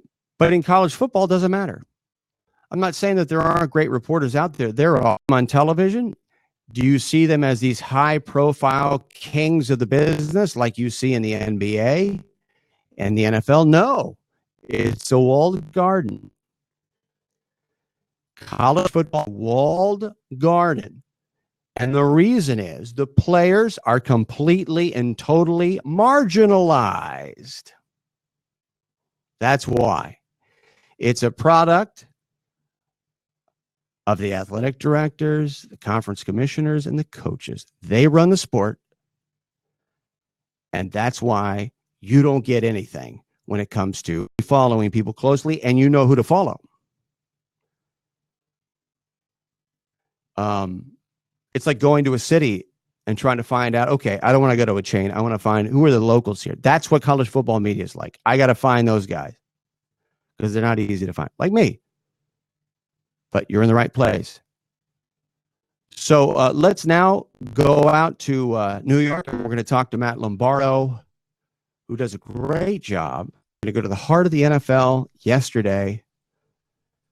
And Matt, of course, covers the New York Giants for NJ.com, the Star Ledger in Newark. And we just had Michael Casagrande on from AL.com. He covers for the whole state of Alabama. Now we've got Mr. New Jersey here, Matt, and hey, I really appreciate you coming on. Thanks so much for the time. So, what's going on? I think there's a lot to like about Daniel Jones, right? You look at him, he obviously has that aggressive downfield mindset, likes to push the ball downfield. He's athletic in and out of the pocket. You saw him, pick himself up after taking some big hits. But the biggest concern for the Giants right now, when you look at what his ceiling has the chance to be or not be, it comes down to decision-making to protecting the football. It's the second week in a row that he lost a fumble that was returned for a touchdown. He was put in a terrible position by Pat Shurmur to air it out there at the end of the first half when you could have just took a knee and went into the locker room with a lead. Instead, you air it out, it's picked off, and it winds up Dallas moving down the field and kicking a field goal to go up 12-9. That's why you defer to shorten the half and get the ball back after halftime. The Giants didn't do that. But I think overall, Daniel Jones, there's a lot of positives, but this ball security and turnover issue is a major concern. He now leads the league with 16 turnovers. So until you clean that up, until you start making better decisions from the pocket, I think there's got to be a concern about whether this guy is anything more than a boom or bust gunslinger.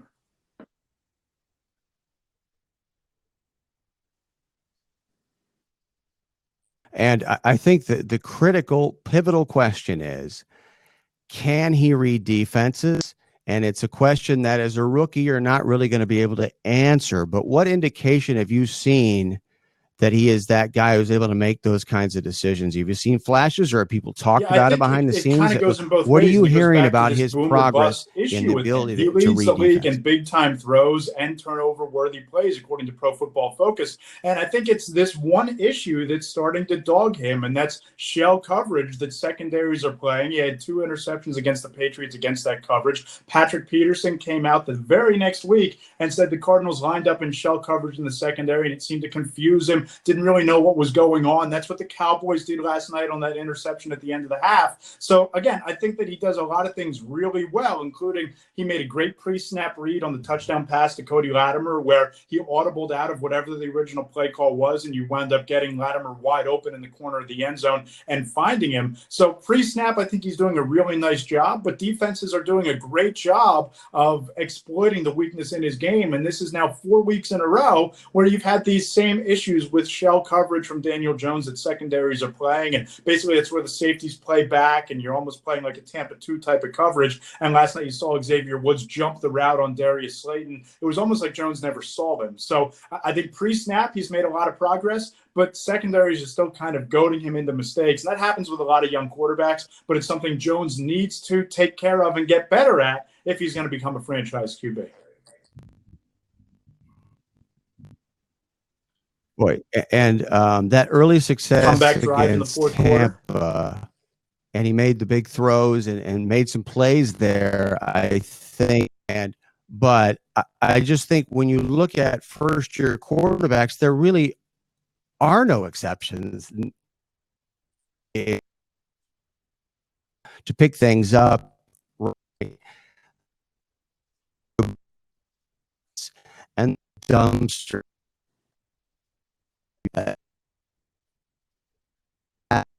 May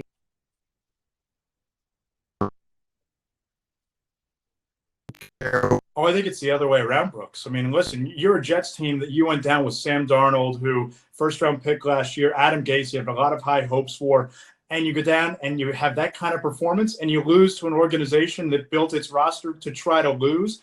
I think, honestly, if the Giants lose this football game, and listen, they've lost 5 in a row. They're 2-7 going into this game ahead of their bye week. If they lose this week, I think you start to have legitimate conversations about Pat Shurmur's future, and it wouldn't surprise me if defensive coordinator James Betcher or somebody on that staff is made an immediate scapegoat, because you'll then have lost 6 games in a row. You'll be 2-8, and you'll have lost to the Jets in humiliating fashion 1 week after the Jets looked like they were just an incompetent mess, incapable of competing in the NFL. So if they win, great. It's a win you're supposed to have in your belt, and maybe you feel good going into the bye week, but I think it just masks some of the bigger picture issues on both sides of the ball. But boy, if you lose, I think it fast tracks a lot of the conversations that might have been had in that building from owner John Mara on down in the offseason into week 10 going into the bye.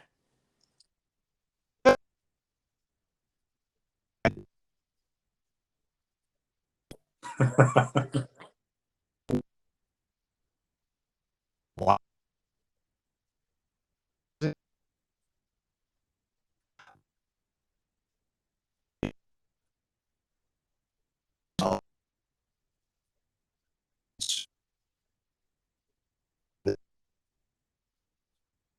Sure. Yeah, I think John Mara is one of the more competitive owners in the NFL, and I think that he takes this losing very personally. But I also get the sense, based on the way that Pat Shurmur is coaching these games, and never more so than last night with the decision to have Jones air it out, the fact that you kicked 3 field goals inside the 15-yard line on 4th and less than 5, it's almost as if he's coaching these games not necessarily to win, because he doesn't think he has the roster to win, but he's trying to coach them, and he denied this on a conference call earlier today with the media, but coaching as if he's trying to put Jones in situations to experience these things. And if that's the case, it shows me that John Mara has offered some sort of guarantee that regardless of record, he's the guy going into next year. But I also think that this philosophy, particularly at the end of the half with that pick, it shows you're putting Jones in a bad situation where bad habits can develop. And I think that that's flawed on Shurmur's part, and I think it's a flawed outlook and a flawed strategy from John Mara on down. Listen, this is one of the more buttoned up organizations from ownership on down. I think it would be an embarrassment for them to lose to the Jets on Sunday. It would be an embarrassment for them to pull the plug on Shurmur halfway through the year. I don't think that's how they operate, but I think that going into the offseason, if this doesn't get better, if Jones doesn't look more like the quarterback who we saw in Tampa Bay and less like the one we saw last night, I think there's a very good chance that you're looking for a different head coach to mentor and groom Jones going into year 2, just like we saw with Darnold, just like we saw with Jeff Fisher and Jared Goff, and just like we saw everything get blown to hell in Arizona with Josh Rosen and Steve Wilkes.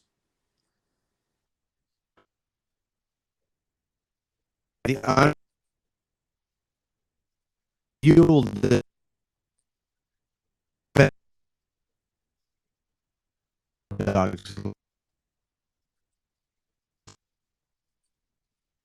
did after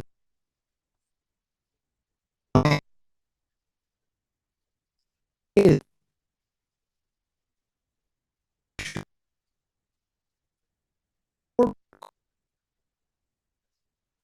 is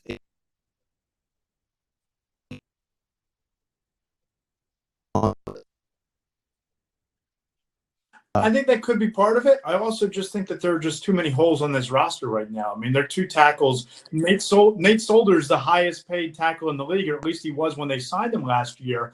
He's allowed 7 sacks and over 30 pressures. Mike Remmers is a 1-year Band-Aid. You saw him just get blown up last night by DeMarcus Lawrence. You look at a secondary that's starting now 2 rookie cornerbacks, one of which, DeAndre Baker, who you chose in the first round, admitted he doesn't know the playbook and doesn't understand the plays. He started all 9 games. You might have the worst linebackers in the NFL. So it's difficult to imagine this roster being capable of competing. And I think that if you're starting to do the positives and the negatives to keeping Pat Shurmur, what he has to work with, I think, is one of the big reasons why you keep him and move forward with him. But it's also a big thing over here that you could make James Betcher a scapegoat because of the results of this defense and the fact that the defense playing so poorly has put Daniel Jones in a terrible, unmanageable situation as a rookie QB. So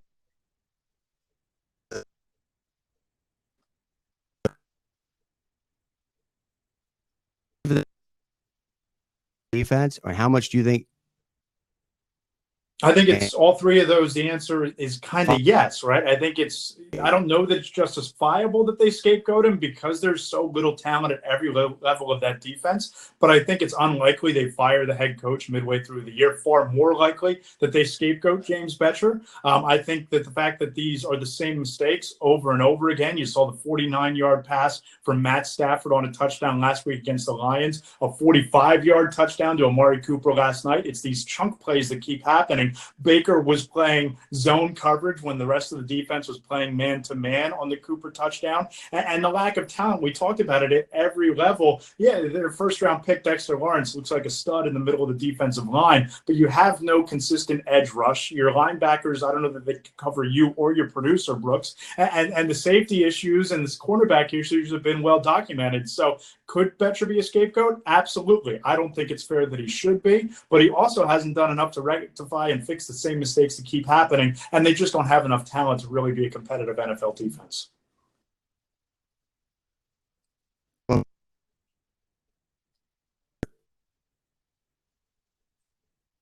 Just yeah.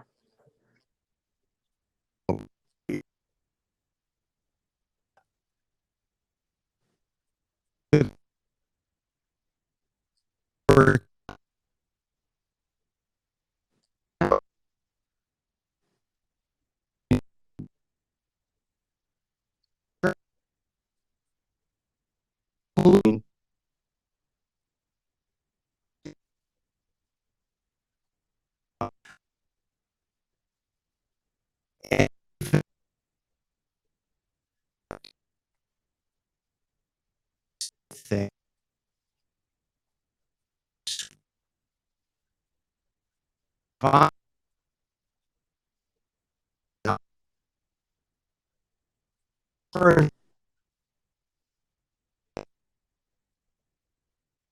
Area.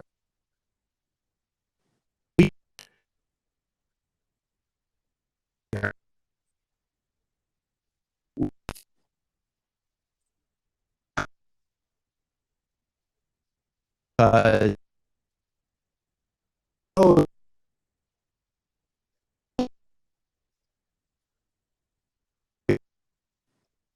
off. I mean, as you. Yeah, Brooks, I don't know that he's fully healthy. I mean, you watched that game last night. He averaged 2 yards a carry. I don't know that I've ever seen, whether at Penn State or with the Giants, that he finished a game averaging 2 yards per rushing attempt. He's 2 weeks removed from coming back from a high ankle sprain. So this would be, I believe, 6 weeks post-injury. He suffered it back in week 3. So you're still in that 4 to 8 week time frame that it typically takes running backs to come back from this injury. He's running very tentatively behind the line of scrimmage. He had the one breakout 63-yard catch and run, but that's because the Giants got him the ball in the passing game in the open field. And there were a number of times where he was used as a decoy on RPOs or zone reads that looked like they were clearly designed for Daniel Jones to capitalize on the defense paying attention to Saquon Barkley. And I get it. If he's not fully healthy, use him as a decoy, but also don't put him out there. Not against that defense, not with this offensive line that's not getting any push up front. And if he's not fully healthy, somebody needs to be the adult in the room and say, listen, we're going to sit you against the Jets and we're going to bring you back after the bye week. But listen, Brooks, Saquon's not even the biggest injury concern. Sterling Shepard had a concussion 2 in 4 weeks. They bring him out of the concussion protocol, and 24 hours later, he complains of headaches, and he's back in the concussion protocol. If I'm Sterling Shepard, I'm going to the Giants right now, and I'm saying, sit me down for the rest of this year. I have a future. I have a family. I can't put myself out there when I go through a week of practice and your doctors and the independent doctors tell me I'm cleared, and then I get concussion symptoms 24 hours, 48 hours before a game. Imagine if he didn't say anything, Brooks. Imagine if he was the type of player who didn't have a family and a pregnant wife with their second child, and he says, I'm just going to go and tough it out. The Giants and the NFL need to have better standards in place for dealing with these concussions.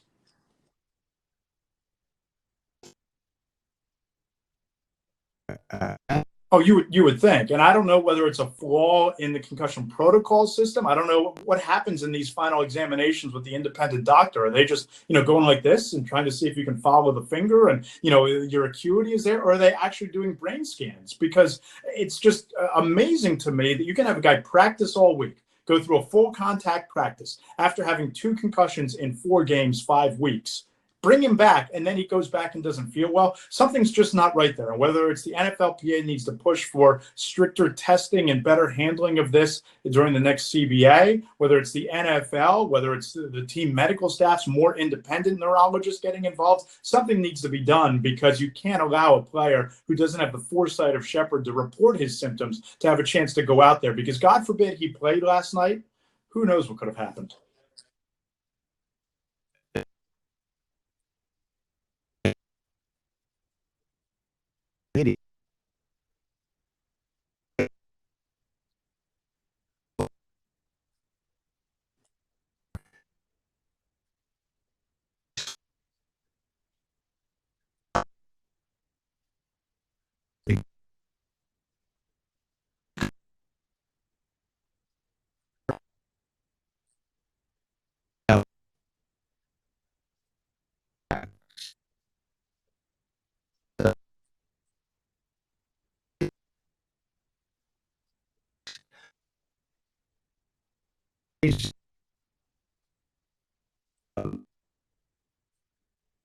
You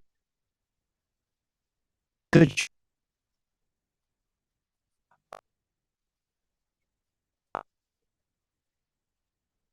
honor.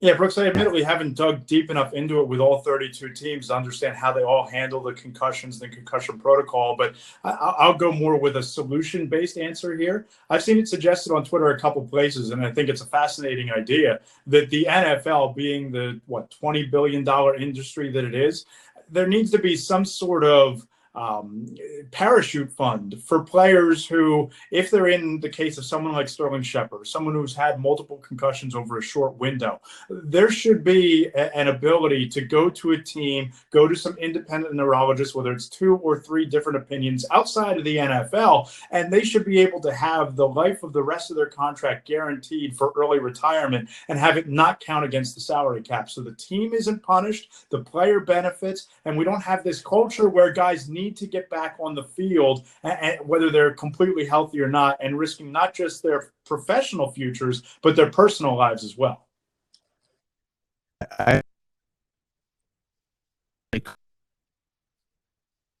To protect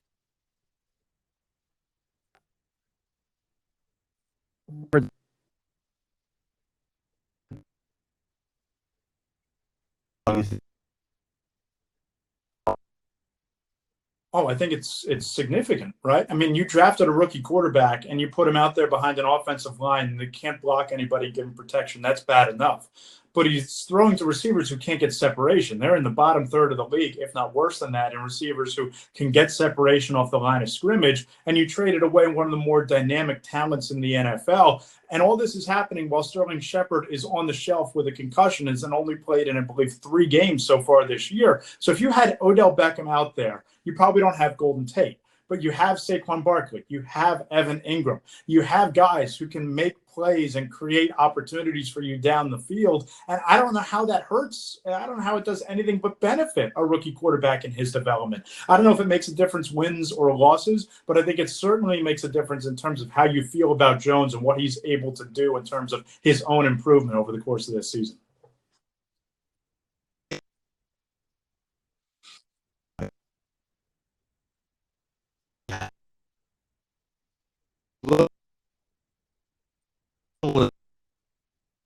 Yeah, I think that people are still optimistic about Jones. I think that people in the building are excited about what we've seen from his athleticism and his mobility and his arm strength and his accuracy and just his poise and his temperament. Because we talked about he took some nasty hits last night and picked himself up off the carpet every single time. He's not going to be a guy who rocks the boat. He's not Baker Mayfield. He's not going to keep you up at night wondering what stupid things he's going to say or what controversies he's going to create. I think the building is thrilled about Daniel Jones. Now, as for Dave Gettleman, I think there's one more year here, right? Because the edict from John Mara was they needed to get the quarterback in this draft. Okay, they went and got him. There are some young pieces. We talked about Dexter Lawrence. We talked about Saquon Barkley. We talked about Will Hernandez, who's probably a top-tier guard already in the NFL. They're probably going to be picking in the top 10 or higher again. And I think that what happens this year when you're going to have $65 to $85 million in cap space, a top 10 pick, if you're not knocking on the doorstep of a wild card berth in 2020, that's when I think that you could see, if it hasn't already, a house cleaning with the coaching staff and Dave Gettleman. But I think Gettleman gets at least one more offseason to try to complete this rebuild. And I wrote a pretty extensive story last week about what needs to happen the rest of this year and in the offseason for them to be in a position to compete. And I think it starts with drafting well, signing or drafting 2 left tackles, rebuilding the linebacking core, and getting another safety alongside Jabril Peppers. Because let's face it, Antoine Bethea isn't getting it done.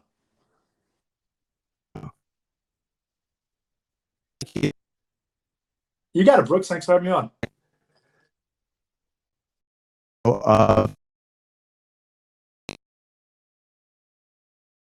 All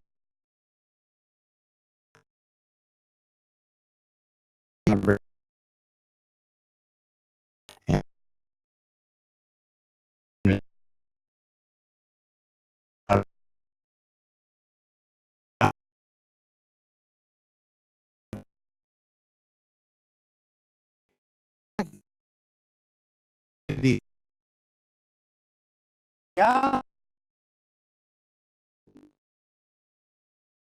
Yeah.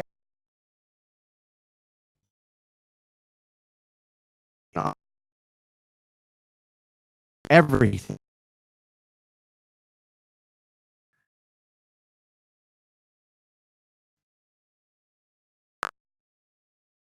about him. I really can't. I can't this team by the end of next year. I don't think he'll survive. I don't know. I just one of the big problems if you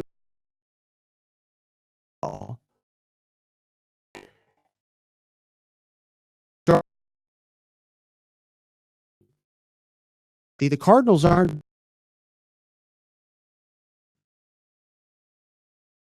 competitive. Maybe not a great team, playoff team.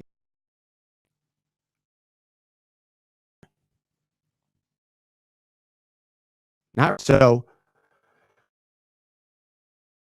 Looks like it's been, and there's not a lot of hope. Argument. There's more hope for the Jets when you make one move and you have some upside in. But with, I'm not buying back.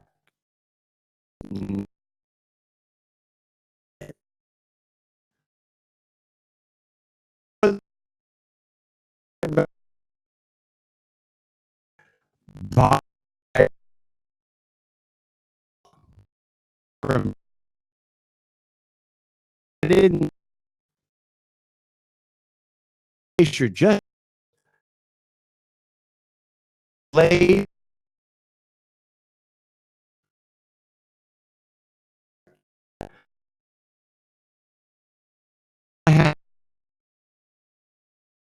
Even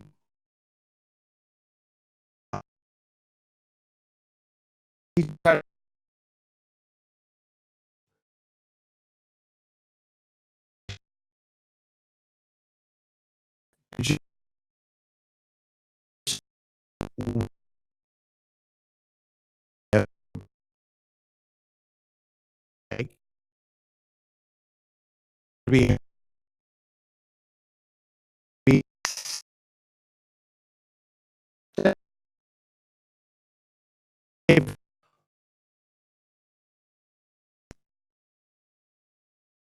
and are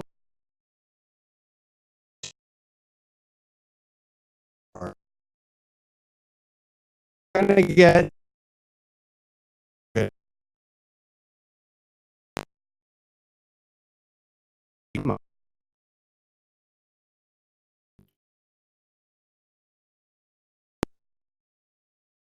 probably now office coach get Dukes. You I can go down the list. Yeah, I don't think better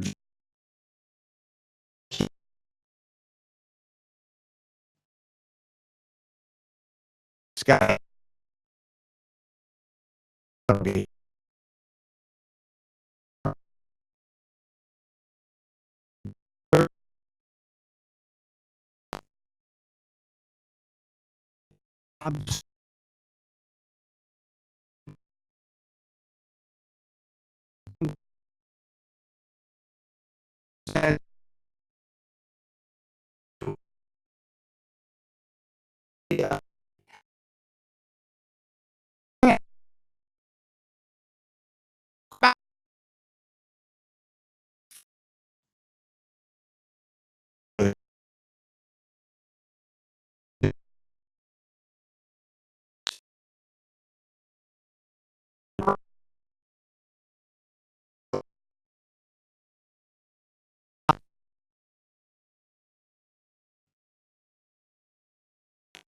I made a list so far. I'm hearing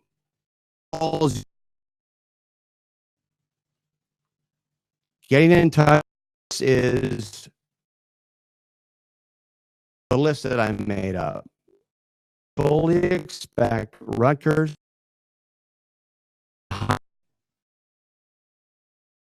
Greg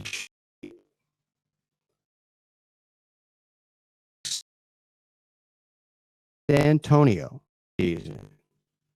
And he's still going to be paid his freaking bonus. Those retired predict form poorly again. That will probably finally step aside. Art to flow.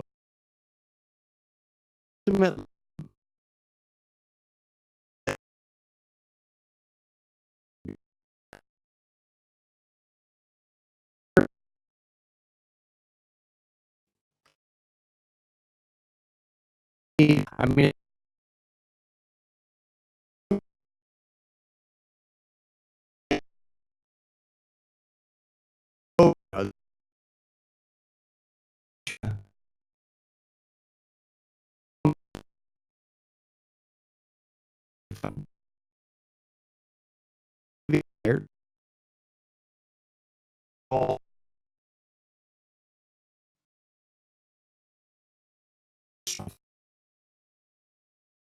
back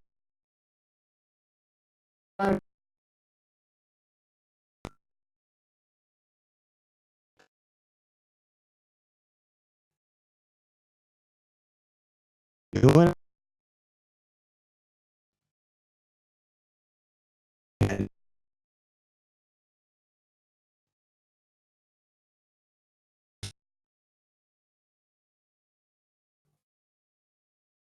And this is where I'm out. This is a freezing let go by South Carolina. And we'll probably see him. He's kind of a CBS type of guy. We'll probably see him on panel shows next year. Great guy. Good dude. Will be good at broadcast. I think his coaching career might be Also, I learned this morning, I haven't mentioned it. I should be mentioning this stuff. Firm. Name search, which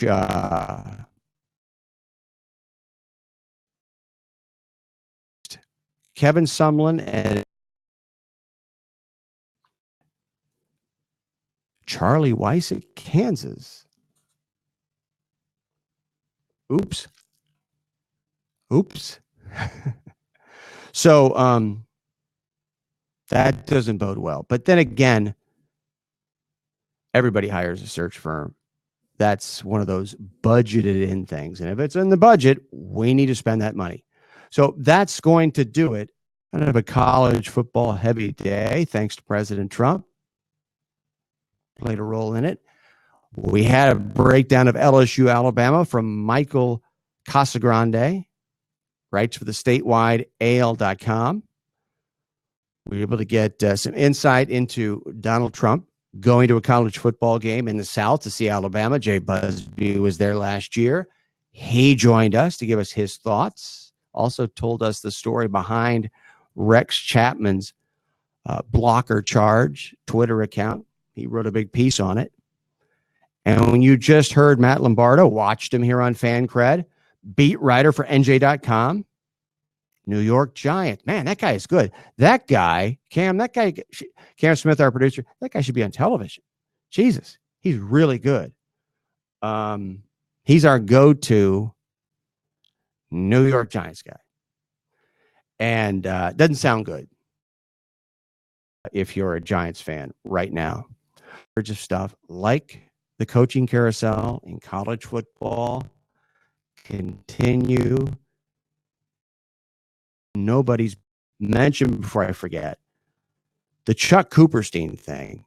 The Mavericks play-by-play guy who made this ridiculous statement to the reporter in Tallahassee, Alice, is in play at Florida State.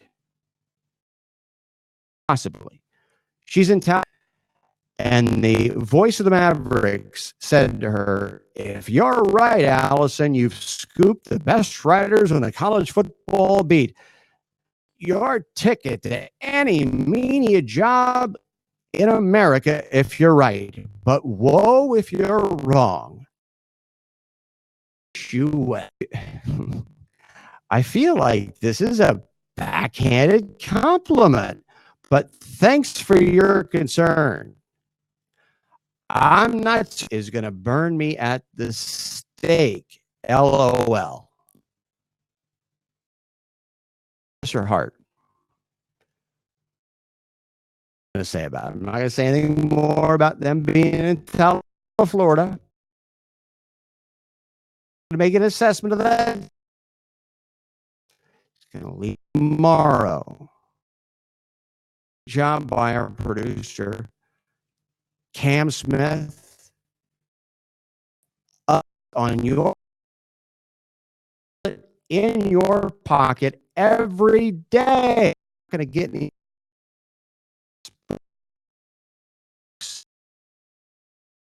Fancred.